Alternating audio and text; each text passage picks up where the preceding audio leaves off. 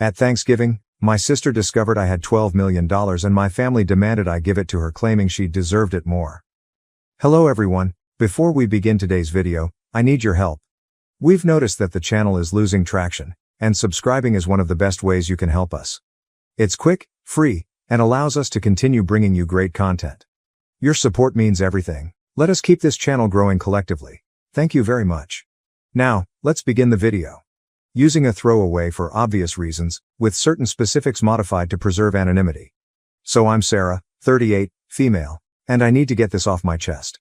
Do you know those family dynamics in which one child can do no wrong while the other appears to be invisible? Yes, welcome to my life. Everything was very typical until I was 8. I was an only kid, and while my parents were not particularly warm and fuzzy, they were present, I suppose. Mom would help me with my homework, and Dad would occasionally take me fishing on Lake St. Clair. We weren't the Brady Bunch, but we were fine. Then came the night that would change everything. I recall my Aunt Kelly showing up at 2 a.m. and telling me to pack a suitcase because Mom was in the hospital. My sister, Rachel, was on her way, but something was wrong. She wasn't meant to arrive for another 2 months. The following few weeks were a flurry of hospital visits and hush chats. Rachel was really little. She looked like one of my baby dolls, but with all these tubes and cables, I wasn't allowed to touch her or get too close. That was the first time I felt it, an invisible wall forming between me and the rest of my family. When they eventually brought Rachel home, our house turned into a sterilized bubble. Mom had an obsession with germs. I'm talking industrial strength disinfection throughout, hand sanitizer stations in each room, and constant cleaning. The harsh odor of bleach still causes me distress to this day. But here's the bit that really messed me up. Whenever I showed the slightest symptom of illness, I was whisked off to either Grandma Marie's or Aunt Kelly's house. I mean every time. Sneeze once, pack your bags. A mild cough, you're off to see Grandma. At first, I thought it was enjoyable. Grandma Marie would make cookies, and Aunt Kelly had a fantastic collection of Nancy Drew books that I was working my way through. But children are not stupid. After a while, you begin to understand what is actually going on. You are not being sent away on adventures. You are being handled as a threat. As if your entire existence could damage your beloved sister. I tried everything to gain their attention in a healthier manner. Honestly, everything? Got all A's? Mom would scarcely look up from Rachel's most recent doctor's appointment calendar. Won first prize in the scientific fair with a project about renewable energy. Dad just asked if I could store the display board in the garage since Rachel is allergic to cardboard dust. Is this even a thing? The real kicker came when I was 12. For months, I'd been practicing for the school talent show, teaching myself to perform Bridge Over Troubled Water on the piano. I know it's a little too obvious. Rachel had a 99.1 degree Fahrenheit fever on the night of the show. Guess who did not have anyone in the audience? Meanwhile, 2 weeks later, the entire family, including both sets of grandparents, attended Rachel's 15-minute flute recital, during which she essentially killed hot cross buns. Rachel immediately learned how to use the system. By the age of 7, she had outgrown any real health difficulties, but that didn't stop her from performing. Headache? Must remain home from school. Feeling tired? Someone else, guess who, should perform her tasks. Worried about a test? Mom would literally call the school to have the deadline extended. I began spending more and more time in my room, immersed in books about art history and antiques. It's funny how life works out sometimes. My room became my sanctuary, mostly because Rachel claimed she was allergic to my lavender air freshener, so it was the only place she wouldn't go. Do you know what is actually wrong? When she pretended to be sick, a part of me felt grateful. At the very least, I'd be taken to Grandma Marie's, where someone would ask about my day or be interested in what I was about. Grandma was the one who sparked my interest in vintage jewelry. She had an incredible collection of costume pieces that she let me organize and catalog. I suppose I should have regarded it as prophetic. The worst thing wasn't even the clear favoritism. It was how they rewrote history to excuse their actions. Rachel just needs more attention because she had such a rough start. Sarah's always been so independent. Sarah understands that her sister has special needs. Number I did not comprehend. I was a child who didn't understand why having a good immune system made me less deserving of love. Looking back, I can see how these years shaped me. The persistent message that I was somehow unsafe or inconvenient to be around doesn't just go away. But hey, at least it taught me to be self-sufficient. When no one checks your homework or cares about your triumphs, you quickly learn to be your own cheerleader. High school, the majority of people either loved or loathed it. Me, I regarded it as a ticket out. While Rachel was establishing her drama empire in middle school, I was laying the groundwork for my own escape. And let me tell you, nothing inspires you to accomplish more than knowing that no one will do it for you. Remember how I said I spent hours sorting Grandma Marie's jewelry collection? That taught me a valuable lesson: the need for systematic organization and attention to detail. In high school, I approached everything with the same perspective. My desk at home resembled something out of an organization magazine: color-coded notes, meticulously organized study plans, and everything had its place. Rachel teased me about it, calling me Rain Man. Very great, sis. But here's the thing about being invisible: no one is monitoring your failures or successes. So do whatever the heck you want. I joined every club that would not interfere with my part-time employment at Carson's Diner. Thank you to Carol, the owner, for remembering my birthday when my own parents had forgotten. Debate team? Check. Who is the National Honor Society president? Check. Who is the editor-in-chief of the school newspaper? Check. The debate team was when I truly found my voice. There's something quite rewarding about shattering someone's argument while maintaining complete composure. It also taught me how to negotiate, which I didn't realize at the time but would be useful later. I've won states twice. Rachel had major soccer games, therefore my parents were unable to attend both competitions. She was on the C team, did not even play. The game changer the junior year was when things truly became interesting. I took the SAT and received a flawless score. Not like, oh, pretty good, perfect. I mean, perfect. 1600. You know how many people receive that? Less than 1%. I remember staring at the results screen for almost 20 minutes, convinced it was an error. I rushed home to tell my parents. I realized this is stupid. Mom was in the kitchen assisting Rachel with her English homework. The conversation went something like this. My reaction: Mom. Look, I got a perfect SAT score. Mama. That's nice, honey, but can you keep it down?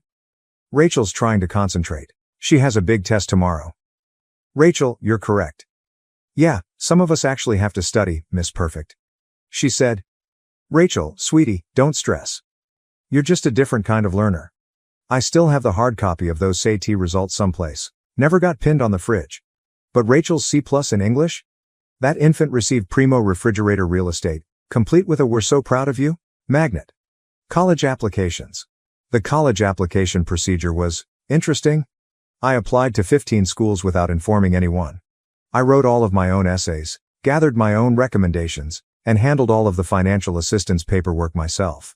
My guidance advisor, Mr. Chen, was the true MVP. My parents were too busy to help me with the FAFSA, so I stayed late after school. Then acceptances began to arrive. Harvard, Yale, Princeton, Michigan, and each one comes with a scholarship offer. I stored them all in a locked box under my bed, knowing what would happen if Rachel discovered them. They'd suddenly shifted their focus entirely to her. But if Sarah goes to Harvard, I'll be all alone. Or some nonsense like that. The day I received my full ride offer from UMich, Rachel joined JV cheerleading. Guess which one was celebrated with a family feast? Hint, I had microwave mac and cheese in my room while they went to Olive Garden. But, you know what? The scholarship was my golden ticket. Tuition, lodging and board are all included, as is a book allowance. I could finally leave that house, where I was either invisible or inconvenient. The day I received my acceptance package, I went to my favorite spot in the local library, a fourth-floor window seat overlooking the park, and grieved for an hour. Not sad tears. There were tears of relief. When I told my parents at supper that I was going to UMich, they were ecstatic. He said, Michigan? But that's so far. What if Rachel needs you? She replied, I hope you're not expecting us to help with expenses. Rachel's cheerleading competitions are very costly. Rachel is crying. Oh my God, finally. Can I have your room? I need space for my TikTok videos. The summer before college I worked double shifts at Carson's Diner to save money. Carol, bless her heart, always gave me additional tips and made sure I got to take home leftover pie at the conclusion of my shifts. She also taught me a vital skill: how to recognize genuine people in a society full of fakes. Baby, she'd tell me, in diners and in life, the ones making the most noise usually have the least to say. Move-in day at Michigan? My folks couldn't attend because, surprise, Rachel had a cheerleading competition. Aunt Kelly drove me instead, helped me set up my dorm room, and gave me a $500 envelope. Your Grandma Marie wanted you to have this, she told me. She's so proud of you. Later, I learned that Grandma had been saving that money from her Social Security checks for months. That first night in my dorm room, I promised myself, I was going to create such a wonderful life that being overlooked would be inconceivable. Not for vengeance. Nothing to prove to my family. But what about the 8-year-old girl who used to get sent to Grandma's house for sneezing? College and the beginning of something new. College went by in a flurry of all-nighters, instant ramen, and heavenly independence. I graduated summa cum laude from the University of Michigan. Not that my folks noticed. They were too busy helping Rachel transfer to her third college in 2 years. But this is where the plot takes an unexpected turn. I got an entry-level job at Everett and Phillips Auction House in Detroit.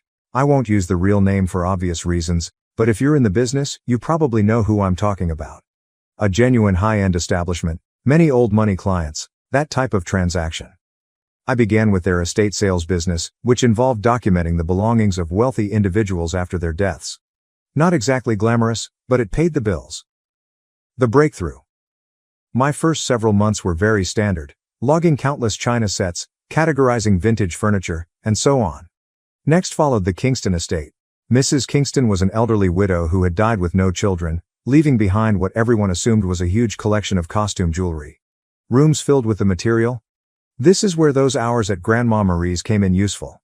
I'm looking through this stack of jewelry when something catches my attention. It's an Art Deco brooch. Nothing really showy, yet something about it felt different. The weight was unsuitable for costume jewelry. The clasping mechanism was far too complex for a copycat. I believe I spent my whole lunch break that day researching old jewelry markers and signatures. I ended up staying late at the office to use the company's membership to several antique jewelry databases. The more I looked, the more certain I got that this was not costume jewelry. It was the real stuff. Problem was, I was the new girl. Nobody would believe me if I claimed we had a potential treasure on our hands. So I did what the debate team taught me. I meticulously prepared my argument. I spent 2 weeks during lunch breaks and evenings learning everything I could about Art Deco jewelry authentication. I even used some of my pitiful excuse for savings to pay for an online gemology course. Finally mustered the guts to approach my boss, Mr. Harrison. I brought the entire presentation, which included comparative images, historical documentation, and the works. The conversation went something like this. My response: "Sir, I think we might have something significant in the Kingston collection." Harrison, scarcely looking up from his phone, says, "Sarah, we've already cataloged those as costume pieces." You are correct. I know, but look at these maker's marks. They match perfectly with Cartier's 1925 signatures. Harrison, finally paying attention. Where did you learn all of this? My reply was, I did some research. Long story short, the costume brooch sold for $47,000 at auction. It turns out that it was part of a limited collection created for some European set in the 1920s. But here's the real kicker. Harrison started to trust me after that. He began giving me other artifacts to authenticate. Suddenly, my pointless pastime of sorting antique jewels acquired real significance. I devoted myself to learning everything I could about vintage jewelry. I took every online course I could afford. I spent weekends at estate sales, researching items. Even began a small notepad to document various authentication procedures. My apartment looked like a jewelry scholar's fever dream, with walls covered with printouts of vintage hallmarks and certification guidelines. The auction house started getting results. I was discovering important items that others had overlooked, developing contacts with collectors, and knowing the market. My commission checks became larger. For the first time in my life, I was not simply surviving, I was also saving money. Family? Still remarkably uninterested. At Sunday dinners, which I still went to like a fool, the discourse went like this. Mom. Sarah's still at that antique shop, right? This is me. Auction house, and yes. Actually, I just authenticated a rare Tiffany piece. Rachel interrupts. Oh my God, speaking of jewelry. You guys have to see this charm bracelet I bought at the mall. But I didn't care anymore. For once in my life, I had discovered something wholly mine. Something I was actually excellent at. Something unrelated to being Rachel's sister or family disappointment. The Rothschild collection. Then came the Rothschild collection. This was about 2 years into my employment at the auction business. A massive estate. Old money family. There's a lot of buzz in the industry. I was part of the team that cataloged their jewelry collection. And that's when I noticed it. A fairly commonplace Art Nouveau piece that everyone else had missed. I spent 3 days investigating it. I barely slept. It turned out to be a piece from a famous French jeweler's private collection, which was supposed to have been lost during World War II. When it sold at auction for $238,000, Harrison summoned me to his office. I believed I was being promoted. Instead, he said something that completely changed the situation. "Sarah, you're wasting your talent here. You should be running your own authentication business." Initially, I shrugged it off. Me? Start a business? With what money? However, the notion took root. I began doing modest freelance authentication projects on the side. Word spread that I had a terrific site. Private collectors began contacting us directly. One night, I was sitting in my modest apartment, surrounded by jewelry manuals and authentication tools that I had gradually accumulated, when I had an epiphany. This is something I could actually do. I could create anything on my own. So I did what any reasonable person would do. I took out a large debt against my car. I emptied my savings account. I rented a small office space in a less desirable area of town. People believed I was insane. Perhaps I was. I transformed a storage room above a Chinese restaurant that was about the size of a college dorm room. The rent was low because it always smelled like Kung Pao chicken, and the Wi-Fi only functioned if you sat in the corner by the window. But it was mine. The struggle. The first few months were interesting, and by interesting, I mean scary. I'd awaken at 4 a.m. with cold sweats, calculating how many months till my savings ran out. Loan payments felt like a rope around my neck. My office furnishings comprised of, I purchased a card table from Goodwill. A chair I literally found on the curb. Don't worry, it was thoroughly cleaned. However, in the world of high-end jewelry, reputation and contacts are everything. And my experience at the auction house provided me with both. I started small by doing authentication work for local antique dealers. My fees were lower than the larger organizations, but my attention to detail was becoming known. Word spread. 6 months later, a watershed moment occurred.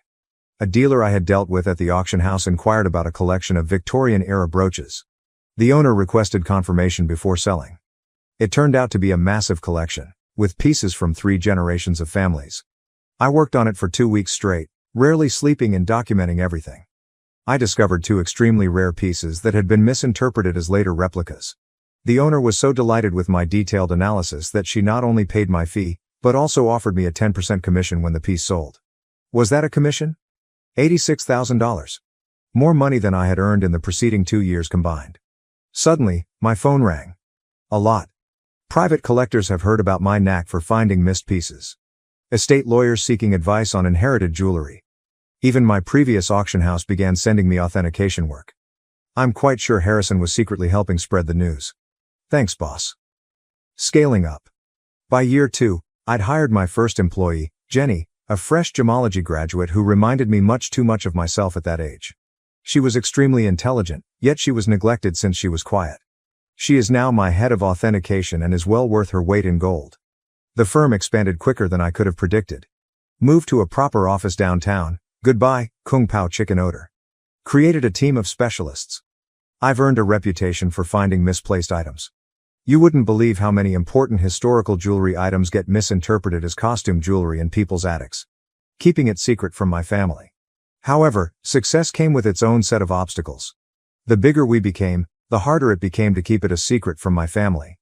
They still thought I worked in an antique shop. Rachel would make these sarcastic remarks during family dinners. Rachel asks, "Sarah, I have some old jewelry I was going to donate to Goodwill. Maybe your little shop would want it?" Me, having just authenticated a $1.2 million Fabergé item that morning. "Sure, I'll look into it." Mom continues to introduce me to everyone as my other daughter. She works with old jewelry or something. Meanwhile, I was quoted in Forbes, luckily under my company name, and we had recently built our 3rd office. What's strange about it? Keeping the secret became almost enjoyable. Like this private joke with myself. I'd sit at Sunday dinner in my Target discount outfit, really Chanel, listening to Rachel speak about her entry-level marketing job, knowing I'd just closed a deal for more than her annual income. I even started playing tiny games with myself, such as wearing authentic Harry Winston pieces to family gatherings and seeing whether anyone noticed. They never did. Rachel once spent 20 minutes showing off her expensive $200 Michael Kors watch. I was wearing a vintage Patek Philippe that cost more than her automobile. Managing growth. However, the real challenge was managing growth. By year 5, we'd established offices in Detroit, Chicago, and New York. I spent more time on airplanes than in my own bed. We built a reputation for discretion. It turns out that many wealthy people want their jewels verified without the rest of the world knowing. The money was enormous. For example, we needed to hire a large team of financial advisors. Nonetheless, I maintained a relatively modest lifestyle. I purchased a nice, but not flashy house in a desirable neighborhood. I drove a high-end, but not obvious car. The only place I truly splurged? My home office. Advanced authentication equipment. The most effective security system money can buy. A custom-built vault to make Fort Knox envy. What's with the irony? They believed I was being frugal by aiding them. Mom would remark things like, "It's so sweet of Sarah to help out. She must be eating nothing but ramen to manage it." Meanwhile, I had just validated a collection, which earned me a commission greater than their mortgage. You know what's strange about success? The more you have, the more difficult it is to explain to others who have always perceived you as inferior. It's like explaining color to someone who has only seen black and white. They lack the necessary context. By this stage, my company was doing really well. We had the Midwest's high-end jewelry authentication industry cornered, and our reputation was solid gold, pun intended. But every Sunday, I'd travel to my parents' house for dinner, playing Sarah, the modest antique shop worker. The cognitive dissonance was becoming ludicrous. I'd spend my mornings on conference calls with Dubai collectors, my afternoons authenticating million-dollar pieces, and my evenings at my parents' house in carefully chosen normal clothes, eating Mom's overcooked pot roast while Rachel dominated the conversation with stories about her latest marketing triumph. Usually something like bringing her boss's coffee without spilling it. A defining moment. One Sunday is very memorable in my mind. I had just completed a huge transaction, authenticating a missing Cartier piece that had been resting in someone's safe deposit box for 40 years. Was it just the commission? 7 figures. I drove directly from the meeting to my parents' place, still euphoric from the successful authentication. She said, "Sarah, honey, is everything okay? Your clothes are looking a bit worn." "Oh, trying to save money," I said, wearing a $3,000 cashmere sweater that I had purposefully chosen for its subtle appearance. Rachel responded, "Well, if you'd gotten a real job instead of playing with old jewelry." Your dad. Rachel, be nice, not everyone can be as successful as you. I almost choked on my pot roast, trying not to laugh. The anonymous transfers monthly payments to my parents began about this time. Aunt Kelly informed me that they were struggling to pay Rachel's educational loans and medical bills. Mom casually stated that they might have to sell the house. I couldn't let that happen. Despite everything, it was still the home I grew up in. So I initiated an anonymous monthly transfer of $5,000 to their account. When asked, I said I was giving $1,000 by living on rice and beans. They imagined the rest came from Aunt Kelly or another family. Rachel, of course, claimed responsibility for inspiring family members to help. Watching Rachel spend my money. The money was helpful, but it also had unexpected consequences.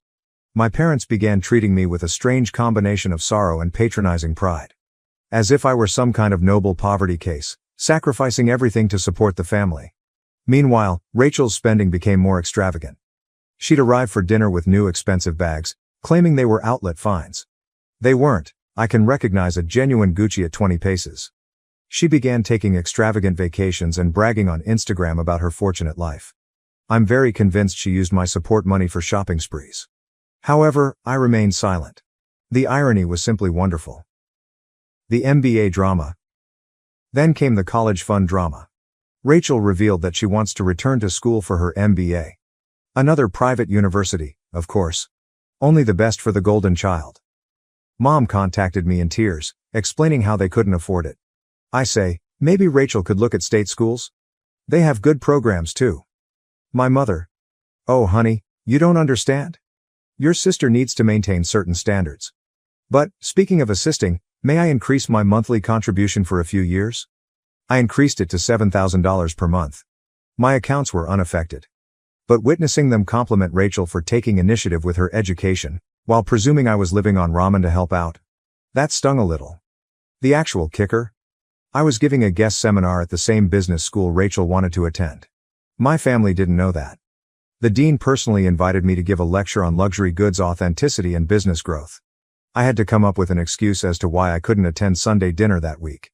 My own achievement started to feel like a distinct life. As if I were some kind of corporate superhero with a hidden identity. By day, I was running a multi-million-dollar authentication business. By night, well, on Sunday evenings, I was just Sarah, The disappointed daughter who worked at an antique shop. The breaking point, Thanksgiving. The weight of the untruth was becoming heavier. Rachel made rude remarks about my career on multiple occasions. Each time Mom apologized to her friends for my modest lifestyle. Every time Dad suggested I get a real job. I believe I always knew it would end dramatically. I just didn't expect it to implode so spectacularly on Thanksgiving. It began 2 weeks before the holiday. Mom called, weeping about her back discomfort. She had been diagnosed with a herniated disc, and the notion of cooking Thanksgiving dinner for 20 guests overwhelmed her. Now, I'd like to tell you that I offered to help purely out of goodwill. But really? I became tired of pretending her dried turkey was appetizing. My response, why don't I handle the food this year? I can have it catered.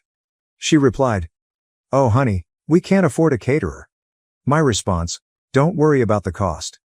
I've been saving up. Mom, concerned. You're not taking out a loan, are you? I coordinated everything with a high-end catering firm that I use for business gatherings. They do incredible work, the kind of food that makes you wonder why you ever bothered to prepare yourself. It cost more than my folks thought I earned in 2 months, but whatever. Thanksgiving morning dawned, and I was feeling quite good.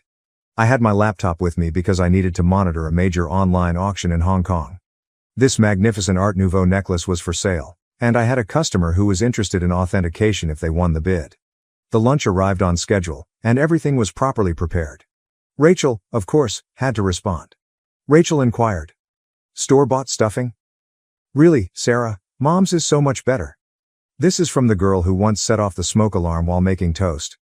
Mom was apologizing to everyone for not cooking herself, but you could tell they were enjoying the meal. Rachel shut up after tasting the maple-glazed Brussels sprouts, which, by the way, cost more per plate than her weekly grocery budget. I stepped away from supper and dessert to check my laptop.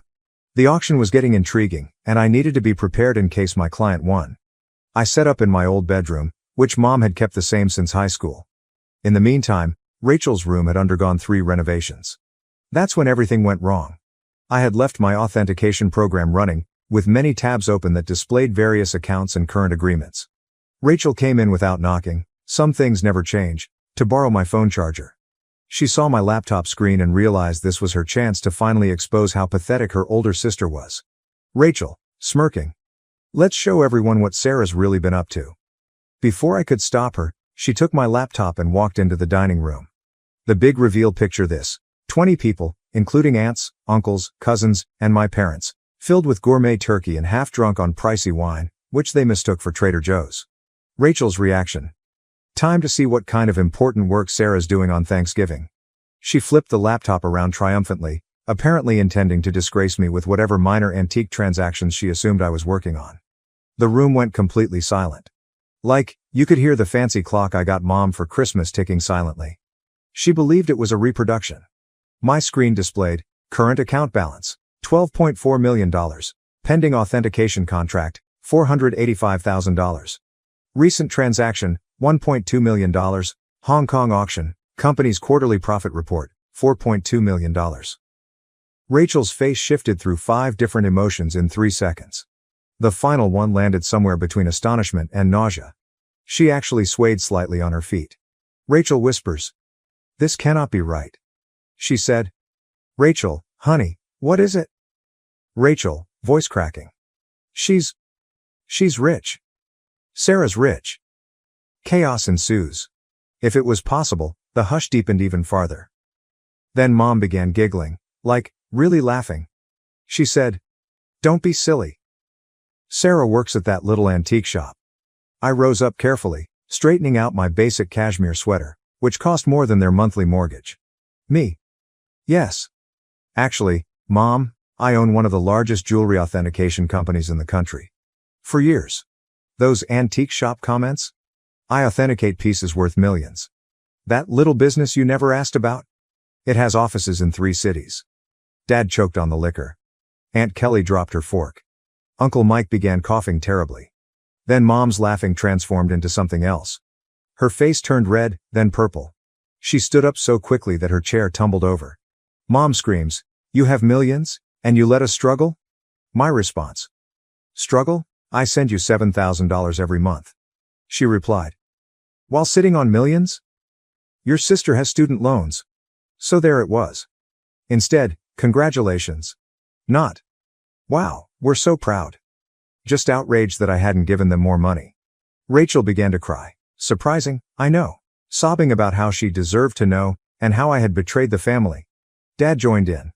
My dad. How could you be so selfish? We're your parents. We raised you. That was when I lost it. Years of being disregarded. Years of dismissal. Years of being considered as a family disappointment. Everything poured forth. My response. Raised me? You shipped me off to grandma's every time I sneezed. You missed every achievement, every award, every milestone, because Rachel might feel left out. You never saved a penny for my college but took out loans for her private school. And now, you're mad that I built something for myself. The following 5 minutes were chaotic. Mom screamed about family obligations. Dad is yelling about ungrateful children. Rachel alternated between sobbing and demanding to know just how much money I had. Meanwhile, the fancy catering team attempted to serve dessert while seeming exceedingly uncomfortable. I grabbed my laptop, took my Hermes bag, which Mom had previously commended as a nice replica, and walked out. Behind me, I could hear Mom discussing how to spend my money, something about Rachel's MBA and a new car. As I went home in my sensible automobile, a limited edition BMW, my phone started filling up with texts. The family group chat burst. Rachel began posting on Facebook about hidden family wealth and selfish siblings. The aftermath. The days after Thanksgiving were like watching a cyclone hit in slow motion. Except that the hurricane represented my family and the debris symbolized my sanity. Let's start with SMS messaging. Within 1 hour of leaving supper, my phone had 47 missed calls. More than 200 messages. Mom followed this intriguing progression. 7:42 p.m. How dare you walk out on family? 8:15 p.m. We need to talk about this like adults. 9:03 p.m. Your sister deserves a share of your success. 10:30 p.m. I've already called a realtor about houses in better neighborhoods. 11:45 p.m. Why aren't you answering? This is your mother. Meanwhile, Rachel had become a full-fledged social media fighter. Rachel, on the other hand, had fully embraced social networking. She wrote an enormous rant on Facebook about how her millionaire sister had been hoarding wealth while watching her beloved family struggle. The comments section was insane. Distant cousins and former high school classmates, whom I hadn't spoken to in years, suddenly formed strong ideas about my moral character. But this is the bit that really grabbed me. Rachel actually posted, all those years of me trying to help Sarah's career, giving her advice about moving up from that little antique shop, and she was secretly wealthy. The betrayal hurt so much I nearly threw my phone across the room. What was the only career advice she ever gave me? I suggest I try selling jewelry on Etsy. If you're unfamiliar with the term, flying monkeys occur when toxic family members send others to guilt trip you. Aunt Susan, whom I saw maybe once every 3 years, called to inform me that family is everything. Uncle Bob, who I'm pretty sure still believes I'm 12, emailed me a lengthy lecture on the importance of sharing wealth. Even my third cousin's wife's sister, how did she acquire my number, felt compelled to express her thoughts on family obligation. But the real fun began when they arrived at my workplace. I arrived in on Monday morning to find Mom, Dad, and Rachel sitting in our reception area. They informed Jenny, my receptionist, that they had an appointment for authenticating services. Rachel clutched her Michael Kors bag as if it was genuinely worth something. The conversation went about as well as one would expect. Your mother. We've discussed it as a family. I said. A family discussion, without the family member you're discussing. Mom, ignoring me. And we think it's only fair that you set up trust funds for everyone. Rachel responds. I need at least $2 million to start my new life properly. Dad said. And your mother and I would like to retire. We're thinking a beach house in Florida. This is me. Did you miss the part where I've been sending you $7,000 monthly? Rachel responds. That's nothing compared to what you have. You owe us. You're thinking, I owe you? For what, exactly? The years of being ignored? The missed graduations? The constant comparisons? Mama. Don't be dramatic, Sarah. We gave you everything. My response. No. I gave myself everything, and you know what? I'm done. Right there in my own office lobby, I took out my phone and canceled the monthly transfers to their account. Mom gasped as if I'd slapped her. Rachel began her phony crying performance, but quickly stopped when she saw it wasn't working. Then things became ugly. They refused to leave. I had to contact security. Seeing my 60-year-old mother being dragged out while yelling about ungrateful children was bizarre. Jenny asked whether I wanted to press charges. I said no. However, I did have their names placed on the building's do not admit list. The harassment lasted for weeks. New telephone numbers. Fake email addresses. Even tried to contact me through my company's customer service. I finally had to issue a formal legal notice, threatening harassment charges. Mom then played her final card. She called Grandma Marie. But here's the thing about Grandma Marie, she is wiser than all of them together. How did she respond? Good for Sarah. About time someone in this family succeeded on their own terms. Mom did not speak with her for 2 months after that. It has been 6 months since Thanksgiving. I relocated to a new home, with better security. I changed all of my numbers. What about the company? We are doing better than ever. It turns out that my family problems attracted several high-profile clients who respected my caution in the circumstance. Rachel continues to write passive-aggressive updates about toxic wealth and family betrayal. According to what I've heard, she is beginning her own jewelry authentication firm. Good luck on that.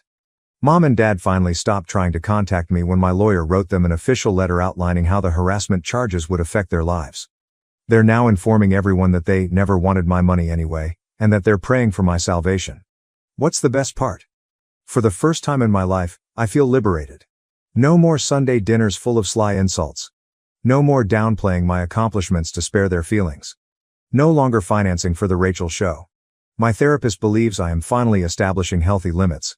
I say, I am finally living authentically. So, that is my story. Reddit? Thanks for allowing me to share it. Special thanks to the catering firm, who sent me a Christmas letter stating that the Thanksgiving meal was the highlight of their year. Edit, responses to common questions. Yes, I am still in treatment. No, I do not regret cutting them off. Yes, Grandma Marie is doing well. She's coming to visit next month to help me catalog a new collection. One last thing. To Rachel. I know you're probably reading this. What about the Cartier bracelet you're wearing in your most recent Instagram post? Definitely a fake. Just saying. Thank you for watching. If you haven't subscribed yet, please do so and hit the notification bell to stay updated with more shocking real-life stories happening around you.